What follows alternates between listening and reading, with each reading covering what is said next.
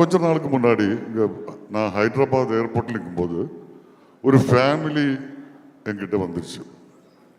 பதில் ஒரு ஏஜான lady, sorry ஏஜான லேடினா என்னோட ஒரு 10 வயசு கம்மி தான். அவர் வந்து கேட்டார், நீங்கள் மஞ்சளத்தி புருஷன் தானே? ஆக்சுவலி எனக்கு புரியல. என்னம்மா புரியல? நீங்கள் அந்த மஞ்சளத்தியோட புருஷன் தானே? இல்லைம்மா, என் ஒய்ஃப் பேர் நான்சி. அதல்ல சார், நீங்கள் அந்த கர்ணன் படத்தில் ஓகே ஓகே ஆமாம் ஆமாம் ஆமாம் ஆமாங்க ஆமாங்க நான் தான். ஐயோ ரொம்ப பிடிக்கும், சூப்பராக ஆக்ட் பண்ணியிருக்கு, நல்லா இருக்கு. அவர் ஸ்டில் எடுத்துகிட்டு போயாச்சு. அதுக்கப்புறம் நான் அதை பற்றி யோசித்தேன், ஏன் எப்போவும் இந்த யாரும் இது வரைக்கும் ஒரு கேரக்டர் பேர் சொல்லி என்ன வந்து மீட் பண்ணது கிடையாது. அது என்னன்னு பார்த்தா அப்போ தான் புரியுது.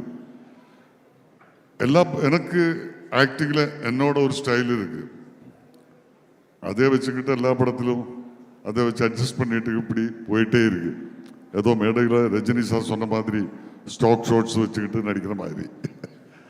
ஆனால் இந்த கர்ணன் படத்தில் வந்து போதா அது அங்கே ஒர்க் அவுட் ஆகலை.